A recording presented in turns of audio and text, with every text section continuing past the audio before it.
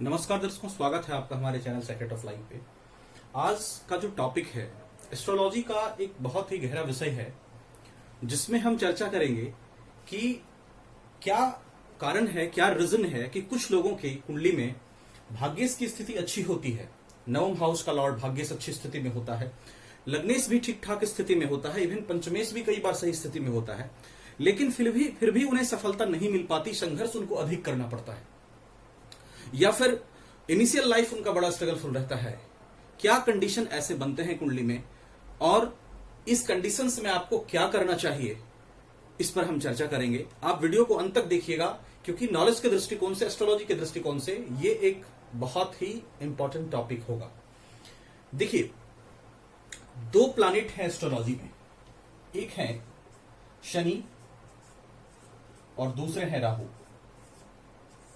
समझना ध्यान से आप, दो प्लैनेट शनि एंड राहु।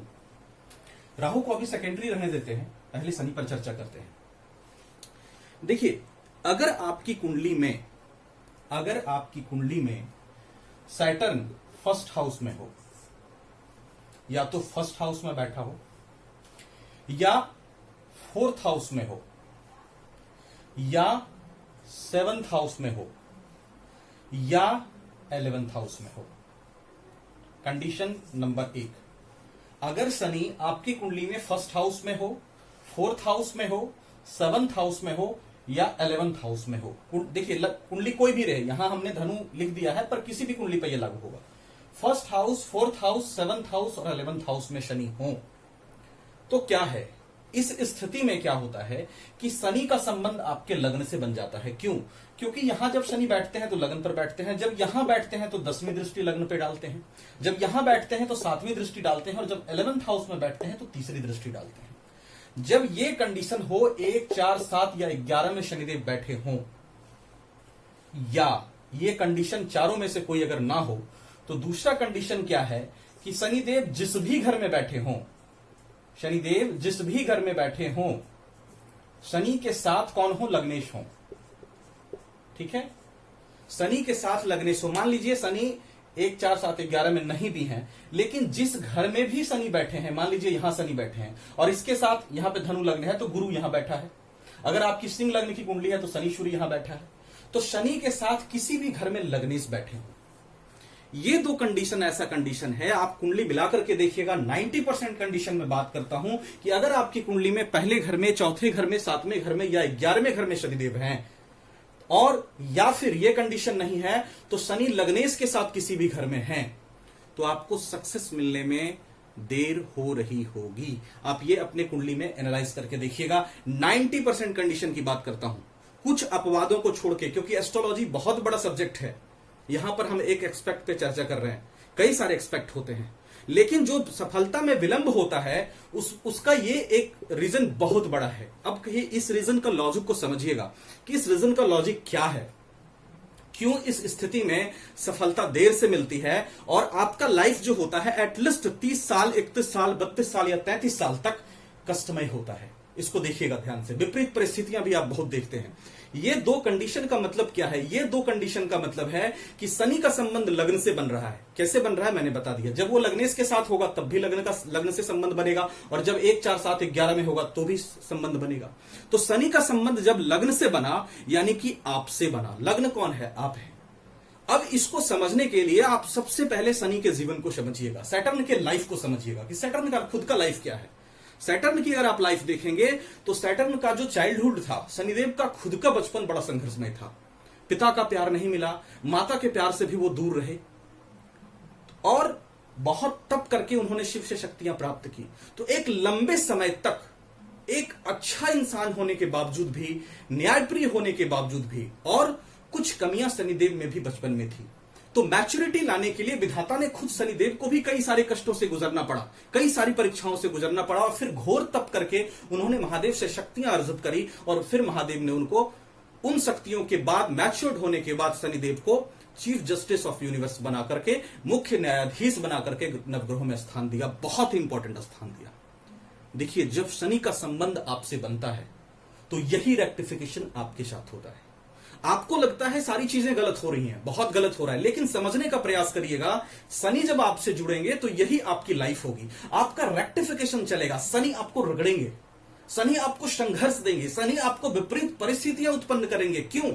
क्योंकि शनि आपको उस लायक बनाना चाहते हैं कि आपको जो सफलता आगे दिया जाए उसको आप संभाल सकिए, आप में वो मैच्योरिटी दिया जाए कि बड़े से बड़े सक्सेस को पाने के बाद आप अहंकार में ना जाएं। तो शनि आप पर प्रहार पे प्रहार करते हैं, शनि विपरीत परिस्थितियां उत्पन्न करते हैं, आपको संघर्ष करने की शक्ति प्रदान करते हैं। और संघर्ष करने की शक्ति कब आएगी? जब आपके जीवन में संघर्ष को डाला जाएगा, जब विपरीत परिस्थितियां डाली जाएगी, तब आपके अहंकार में भी कमी आ जाएगी। जब शनि इस अवस्था में, आप देखिएगा, जब 1 4 7 11 में शनिदेव हों या शनि लग्नेश के साथ हों, आप 90% कुंडली में जाके देख लेना, बल्कि 99% में देख लेना, आप अप्लाई करके देखना अपनी कुंडली पे कि आप पर चोट हुए होंगे 30 32 34 के एज तक।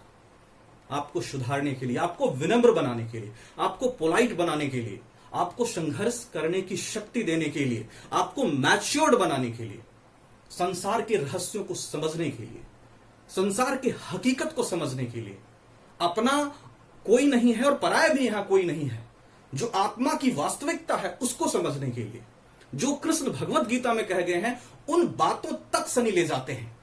शनि का मकसद ही वही होता है। तो ये जो एक ऐसा कंडीशन बनता है जो सफलता देर करती है आपके लाइफ में। इसलिए नहीं कि शनिदेव आपसे सब छीनना चाहते, इसलिए नहीं कि शनिदेव आपके शत्रु हैं, बल्कि इसलिए कि शनिदेव आपको उस योग्य बना देना चाहते हैं कि जब आपको सक्सेस मिल जाए, 35 के बाद ही क्यों ना मिले, लेकिन जब सक्सेस मिल जाए तो फिर उस सक्सेस से आप पीछे नहीं आइए, आपको इतना ज्ञान दे दिया जाए, इस तरह से चलना सिखा दिया जाए। ये शनि की क्वालिटी होती है। तो इस शनि के इस एक तो ये कंडीशन बनता है, कुछ हद तक राहु भी बनता है। राहु का संबंध अगर भाग्य भाव से बना है, भाग्येश के साथ है या भाग्य भाव में है, देखिएगा हर भाग्य बिगाड़ेगा, भाग्य का साथ मिलने में देर करेगा। राहु का संबंध लग्नेश से इस तरह बना, मान लीजिए राहु लग्न पर बैठा है या कहीं भी कुंडली में बैठ के राहु लग्न पे दृष्टि डाल रहा है, या राहु लग्नेश के साथ बैठा है, तो राहु भी सेकेंडरी, क्योंकि शनि के समान राहु व्यवहार करता है। तो राहु का भी कंडीशन, इस कंडीशन में लग्न से संबंध बनाने के बाद राहु भी दिक्कतें पैदा करता है, लेकिन शनि निश्चित रूप से करते हैं। हाँ, उसकी तीव्रता कितनी होगी निर्भर करेगा कि शनि किस राशि में बैठे हैं, कौन सा लग्न है, शनि का शत्रु लग्न है, शनि का मित्र लग्न है। अगर शत्रु लग्न है तो इन घरों में बैठकर शनि आपके कष्ट को ज्यादा बढ़ाएंगे। अगर मित्र लग्न है तो थोड़ा वहां उनके जो दंड की प्रक्रिया होगी या विपरीत परिस्थितियों को प्रकट करने की तीव्रता थोड़ी कम होगी। लेकिन हां, कोई भी लग्न होगा, इस कंडीशन में अगर शनि है तो विपरीत परिस्थितियां जरूर पैदा होंगी। इसको अप्लाई करके देखिएगा, 30 32 33 तक शनि आपको उठने ही नहीं देंगे। आप इसको कभी भी आजमा के देखिएगा। हाँ, 10% एक्सेप्शन छोड़ दो, अगर कुछ वैसा कंडीशन बन रहा है एस्ट्रोलॉजी का तो फिर अलग बात हो जाती। मैं सबकी कुंडली नहीं देख रहा हूं, लेकिन इन जनरल में बात करता हूं कि ये चीजें आप पर इंप्लीमेंट होगी। इंप्लीमेंट करके देखिएगा। तो इस स्थिति में क्या करें आप? देखिए, इस स्थिति में सबसे पहले घबराइए नहीं। आप जो चाहते हैं सक्सेस, वो आपको मिलेगी, नहीं मिलेगी ऐसी बात नहीं है, लेकिन आपको पेशेंस रखना पड़ेगा। शनि आपको स्टेप बाय स्टेप ले जाएगा, आपके अनुसार नहीं ले जाएगा, वो अपने अनुसार ले जाएगा। और उसको पता है कि किस दिन आप वाकई एबल हो चुके हैं, और जिस दिन आप उस काबिल बन जाएंगे, शनि आपको खुद प्रोवाइड कर देंगे जो आप चाहते हैं। तो इस स्थिति में पेशेंस रखिए और भगवान शिव की आराधना करिए। शनि का संबंध अगर लग्न से बन जाए तो भगवान शंकर की अधिक से अधिक आराधना करो। क्यों? क्योंकि शनि ज्ञान देकर ही देना चाहते हैं, और मेरे अनुसार इस संसार में शिव से बड़ा गुरु कोई नहीं हो सकता। अगर आप शिव को साध लेंगे तो शनि को बहुत जल्दी साध लेंगे। हनुमान जी इनकी वक्र दृष्टि से बचाते हैं, लेकिन शिव इतना ज्ञान दे देते हैं कि उस ज्ञान के पथ पर चलकर फिर शनि की वक्र दृष्टि आप पर पड़ती ही नहीं है। तो शिव की अधिक से अधिक आराधना करना, आपके ज्ञान में वृद्धि होगी, आपके मैच्योरिटी में वृद्धि होगी, और यह विलंब कमेगा। हनुमान जी की भी आराधना कर सकते हैं अगर मंगल वहां पे योग कारक बन रहा है, लेकिन शिव की आराधना आप सबसे पहले करना। तो आशा है इस टॉपिक को आप समझ पाए होंगे। अगर अच्छी लगी है वीडियो तो शेयर कर दीजिए, लाइक कर दीजिए। नहीं लगी है तो कोई बात नहीं, आप डिसलाइक भी कर सकते हैं, आप स्वतंत्र हैं उस चीज के लिए। और थैंक यू सो मच।